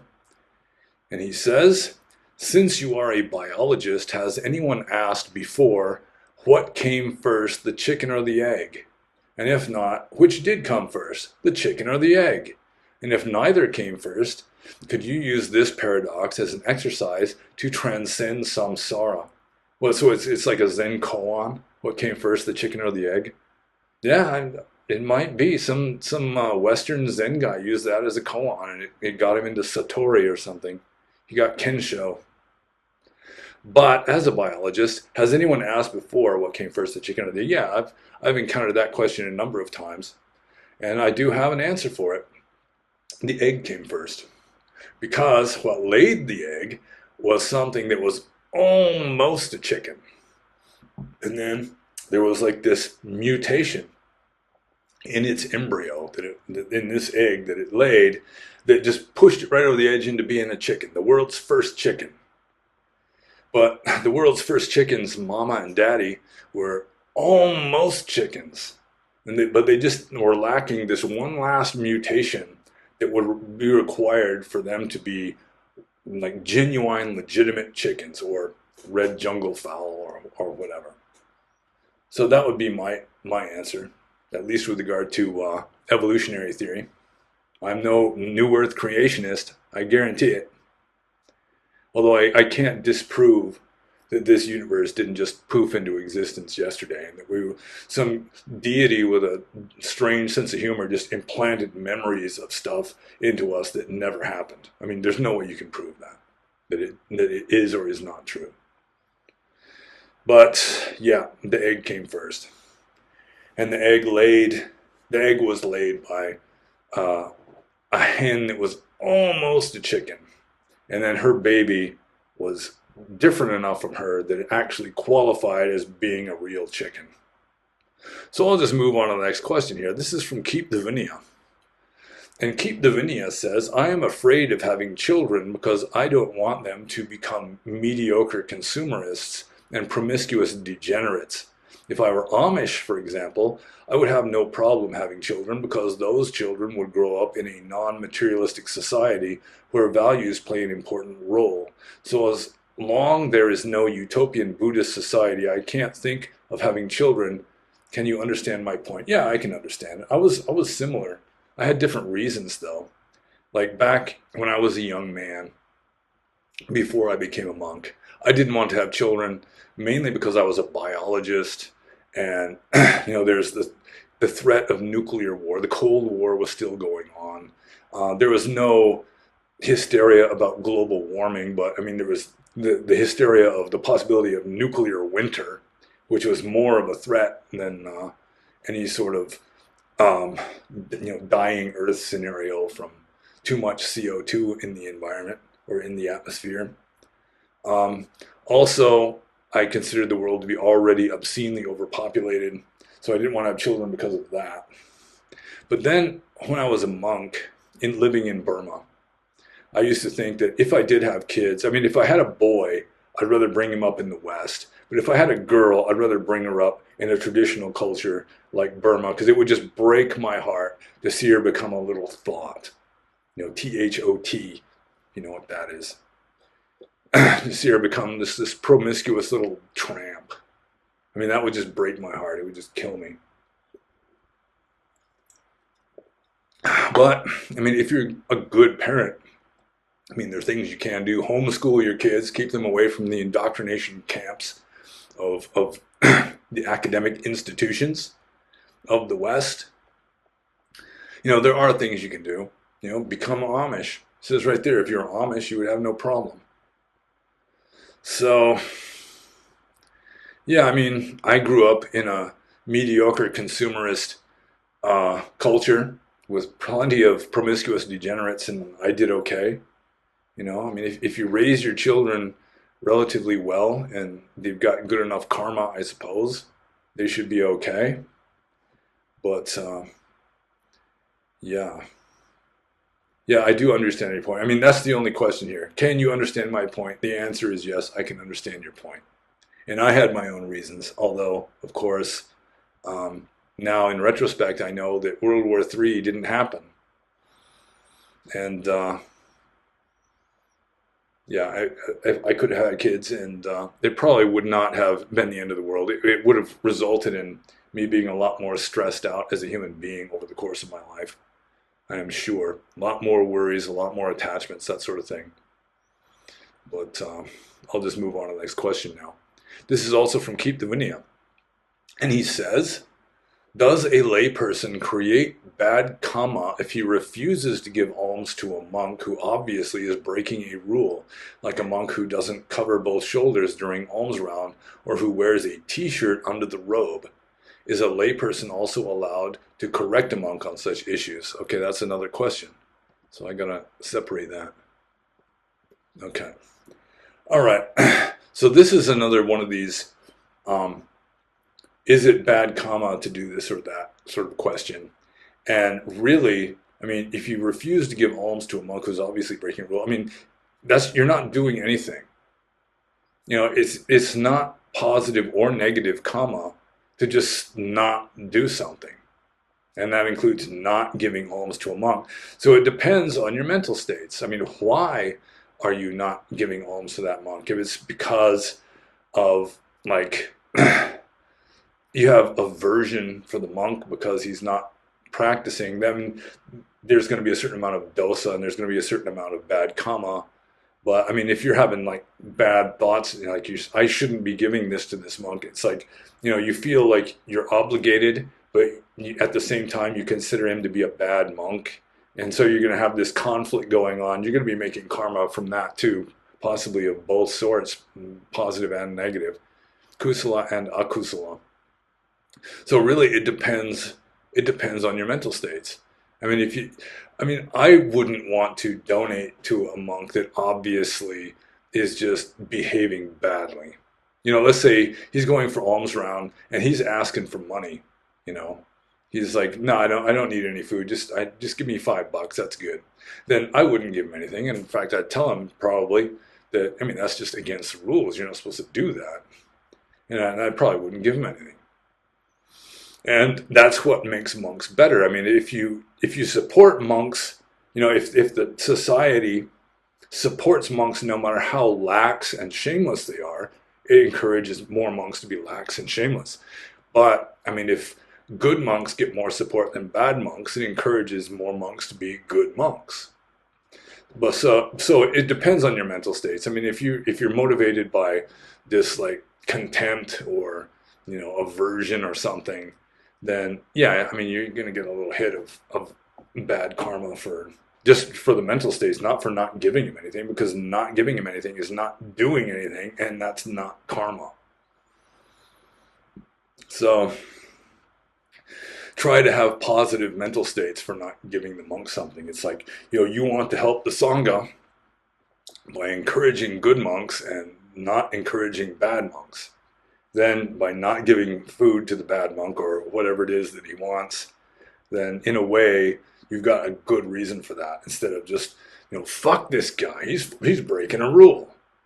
What a maroon, and then you're like have this bad mental attitude towards him, ill will or something. You want him to be punished by going hungry that day, then obviously you're making bad karma for yourself. So it depends on your mental state. If you can, with equanimity or even love in your heart, you don't give anything to the monk because, he's obviously a lax, unconscientious monk.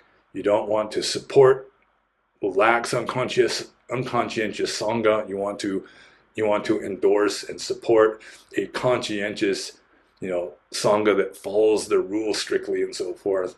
Then, so long as you have like a positive attitude, of wanting to help the sangha and not help it go downhill, then I think you'd be doing okay. But you have to be really careful. Mental states, I mean, they're very fickle and changeable and hard to, it's hard to know exactly what your motives are because you're not going to be 100% mindful of everything going through your mind. So you just got to be careful. So then I'll move on to the next question from Keep the Vinaya here. Is the layperson allowed to correct a monk on such issues? You can point it out to him, although he probably knows as well as you do that he's breaking the rule and he just doesn't care.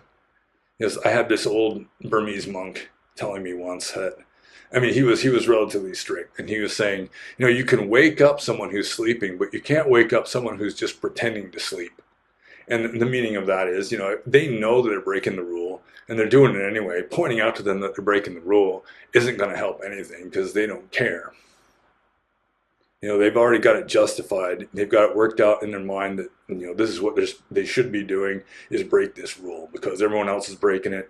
How are you going to get by without asking for money or whatever? Or it's cold, I got to wear this t-shirt because it's cold or whatever. So, I mean, you can point it out to them, but it's a good idea that you shouldn't really try to admonish anybody, a monk or a layperson, if you don't have metta in your heart. There is a rule in the text with regard to monks saying that a monk should not admonish another monk if he doesn't have metta in his heart. If he's just bitching at him or just venting, he's in a bad mood and just cutting loose on this guy, regardless of the external reasons, just the internal reasons aren't good enough. So if you're motivated by metta, you got metta in your heart, then you can pretty much say anything. So I'll just move on to the next question from Keep Davinia. Is there a hierarchy among monks except for the abbot of a monastery? Well, according to Vinaya, according to like the Pali texts themselves, the hierarchy is with regard to seniority. Whoever has been a monk the longest outranks, everybody else. And so whether you bow to another monk or not depends on whether you were ordained after him or before him. So if he's been a monk for 8 years, you've been a monk for 6 years, you call him Bhante and you bow to him.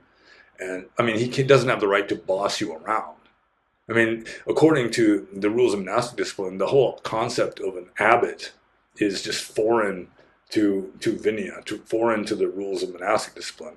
The whole idea of abbots, it just arose in Asia, just sort of, I don't know, it's like the abbot is king. Like in Burma, the abbot he's like dictator of the monastery. Anything he says goes. Usually he's the senior monk, but sometimes he's just the most famous monk. And you've got some older monks than him that, they're just sort of like semi-retired, they're starting to go senile or something. They just mind their own business. They're technically senior to him, but they have no authority.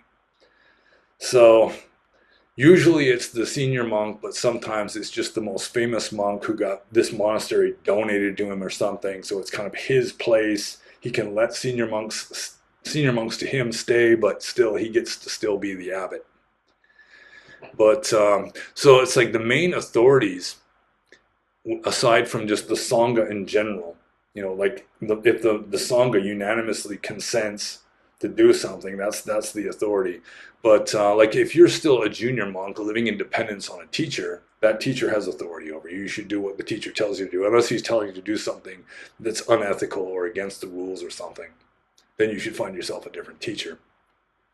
But then you get into like a Buddhist culture like Burma or Thailand, you've got like a government supported ecclesiastical hierarchy. Like at the top in Thailand is the Sangha Raja. The top in Burma supposedly is the Sangha Mahanayaka Sayadaw, who is, I mean, he's like the highest monk in the country. And then you've got like the ecclesiastical council of monks below him. I think in Thailand it's like Samdets or something like that. They're like bishops under the Pope or cardinals, and then you got bishops below that, and like prelates and priests and deacons. There is kind of a chain of command sort of. But just according to the texts themselves, it's all based on two things. One is just seniority. You have to pay respect to a senior monk. If a senior monk approaches you when you're sitting, you're supposed to stand up. You're not allowed to be wearing shoes if he's barefoot. Like if you're in close proximity to each other, just out of respect, you got to show respect to the senior monks. You call them Bhante. Senior monks call junior monks Awuso. And then also, in addition to just just raw seniority, there is the issue of like the preceptor and the teachers, like who have authority over the monks that they have, the junior monks that they have ordained, that do not have enough seniority that they can just go solo. And that's it.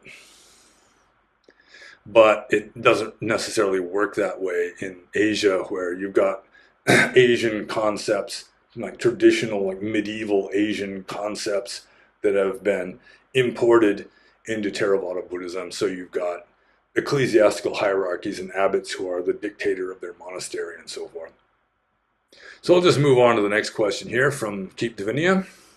Are monks allowed to take care of children in an orphanage and teach them? I don't think there's any rule against it. I mean, in a way, it's sort of not what monks are supposed to do. They're supposed to just go off like and wander alone like the horn of the rhinoceros. You know, they're supposed to be striving for enlightenment.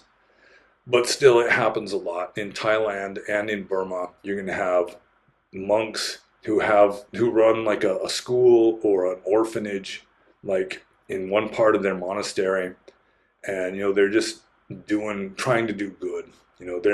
They're humble, or they're just not really ripe for enlightenment, and so they're just trying to do good.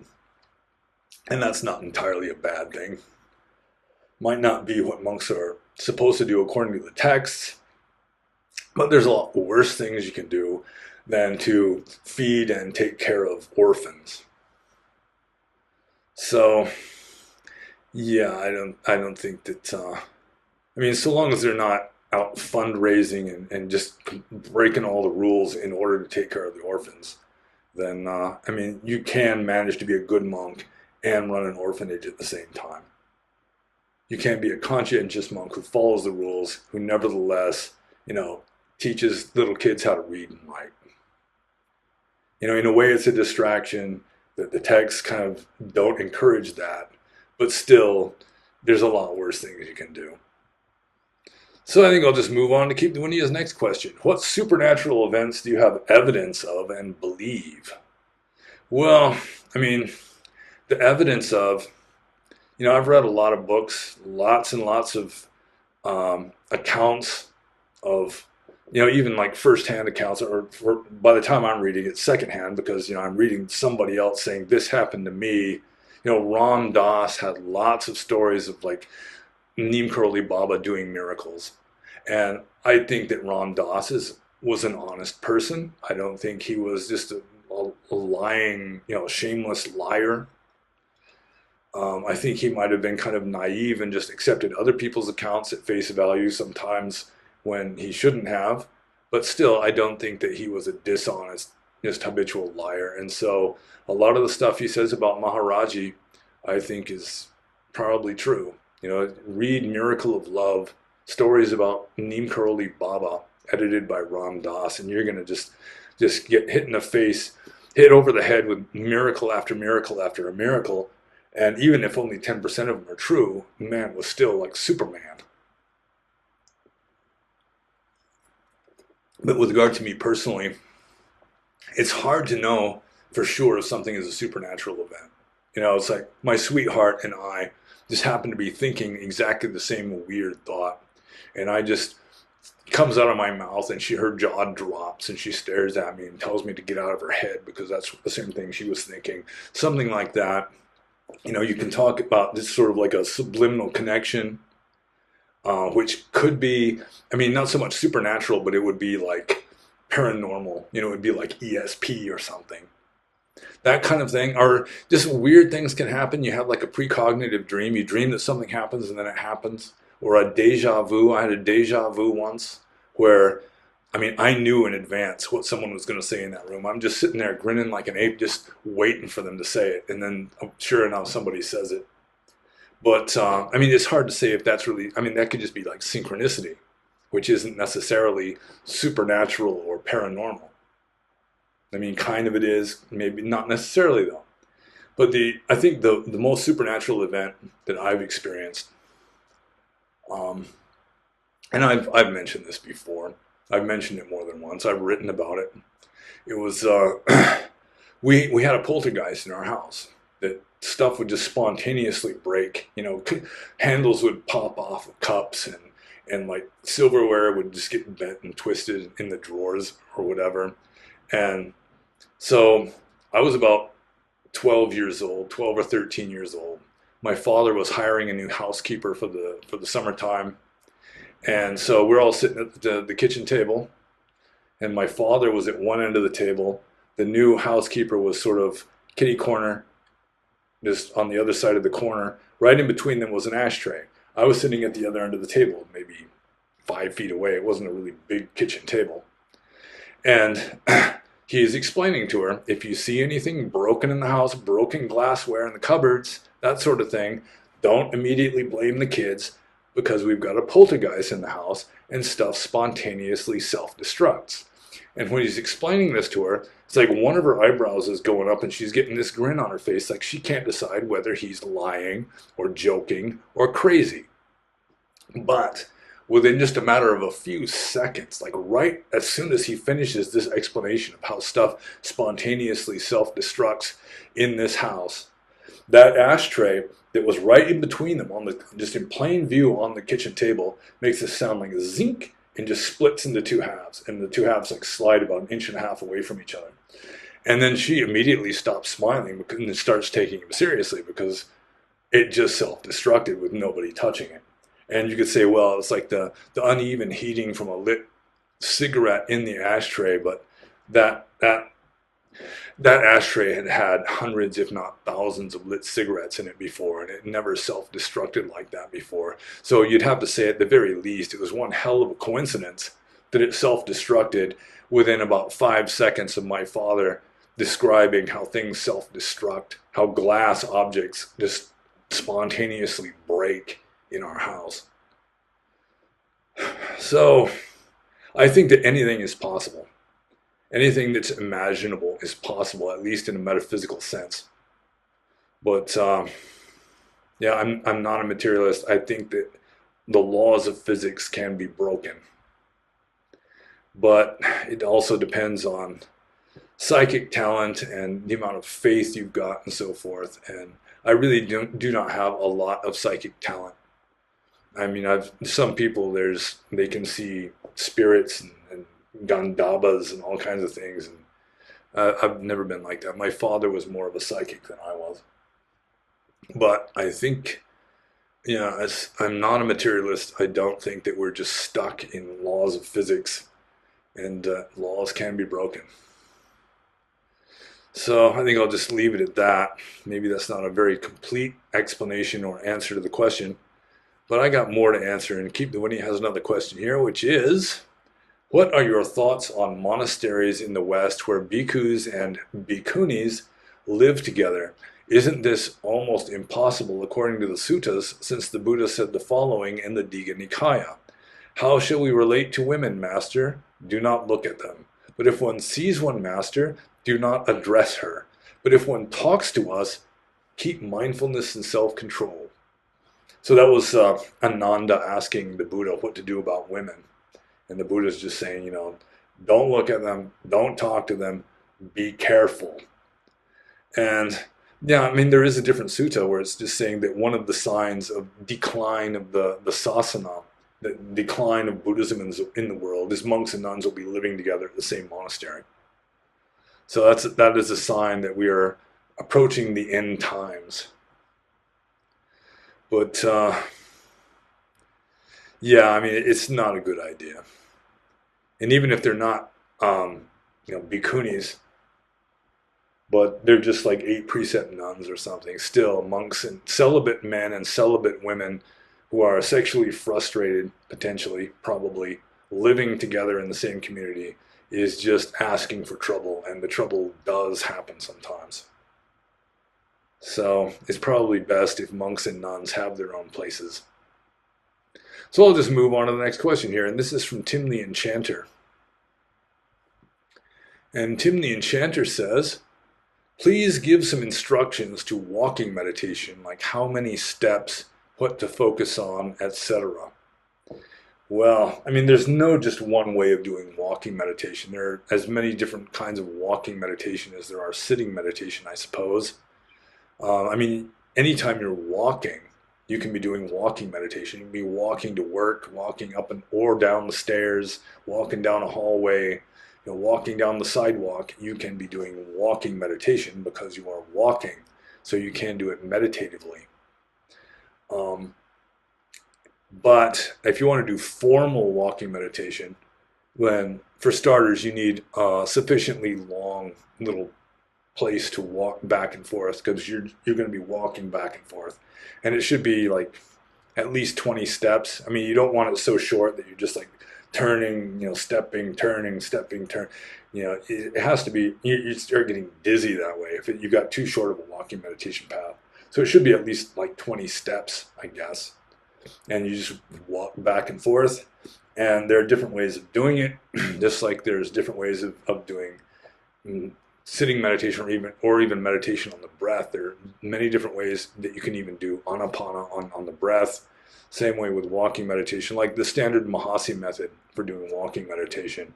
For the beginner, it's just picking up and setting down. You're just being mindful of your feet coming up and going down, coming up and going down. Lift, and then usually after you've gotten that down enough, then you divide it up into three parts. Your foot lifting, then moving forward, and then touching the ground, and then the other foot lifting, moving forward, touching the ground. And so it's lifting, moving, touching, lifting, moving, touching, lifting, moving, touching. That would be like the Mahasi method of doing walking meditation. But even then, when your mindfulness gets deeper, then I mean you can just keep going. I mean, there's no limit to how many steps you can put for each step. It's just like the intention to move, and then the actual muscles moving and so forth, and the pressure on the ball of your foot and your heel coming up off the floor, and then there's like the foot lifting up and the muscles involved and the joints bending, I mean you can just as much as you can fit in there, you can fit in there, or I mean you don't necessarily even have to contemplate the motions of your feet or your legs when you're doing walking meditation. You can just be like seeing, mindfulness of hearing. So long as you're being mindful of something while you're doing walking, then that's walking meditation. So I used to just do seeing a lot. Or another one that I've mentioned before is one of the most obvious sensations when I'd be doing walking meditation is just like this oily, smooth, gliding feeling in the joints of my knees. So I might concentrate on that. So, and also for like real beginners, you can even be counting your steps. You just count 1, 2, 3, 4, 5, 1, 2, 3, 4, 5, 6, 1, 2, 3, 4, 5, 6, 7, up to 1, 2, 3, 4, 5, 6, 7, 8, 9, 10. And then once you get up to 10, then you go back to 5 again. And that's like a beginner's, just so like in beginning anapana, you can just be counting your breaths in a similar way. So, I mean, so long as you're mindful of something, whatever sensation is easiest to note, it's really taking the forefront of your attention. Just be mindful of that while you're walking and you're doing walking meditation. Like sometimes I would just do Om also, like Om every third step or something like that. So whatever works for you, and it keeps your mind from wandering. Your mind is focused on something. You're actually being mindful. Then you're doing a good job. So I think I'll just move on to the next question here. This is from Fred. And Fred says, "Hey friend, what does Pannobhasa mean?" Pannobhasa. And that's a good question. It's actually a combination of two words, Panya and Obasa. And I generally don't pronounce my own name correctly because there's an H in there, Obasa. So actually, you're supposed to pronounce the H. So it'd be Pannobhasa.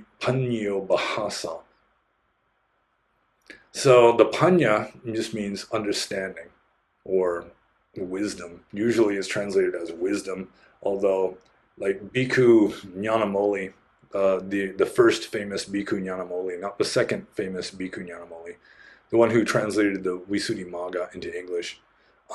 He used understanding as a translation for panya, and that's a good translation, I think.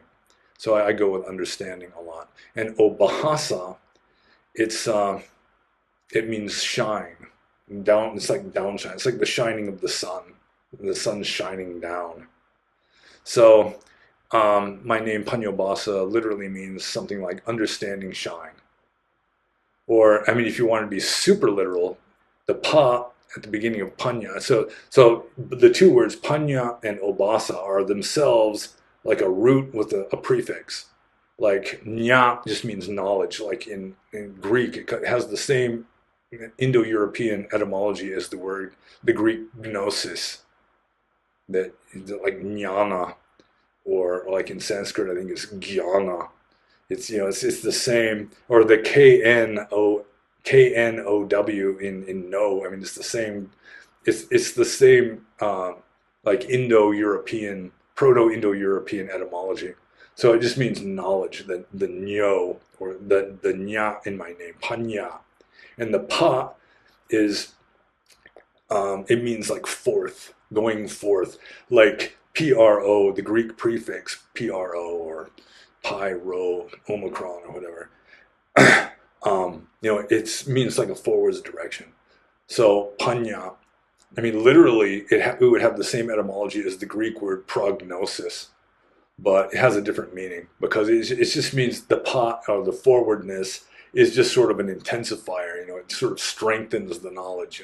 It's knowledge going forwards. It's this right knowledge.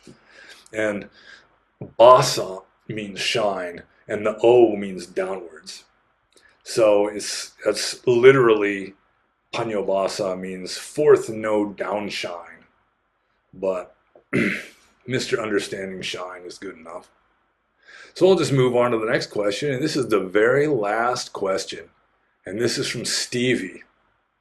And he didn't ask this in the question and answer room, but he asked it in the Theravada room, which is good enough, let's say, in the Discord server. So, he says, does the Pali Canon ever describe any extraordinary natural events, such as an eclipse or the aurora borealis? Well, I mean, the aurora borealis, I cannot recall ever being mentioned in the Pali texts. Eclipses are mentioned, and also earthquakes are mentioned. Storms are mentioned, but those are generally considered to be caused by storm gods. Like Shiva was originally Rudra, I guess, who was a storm god. But let's see here. So does the Pali Canon ever describe any extraordinary natural events, such as an eclipse?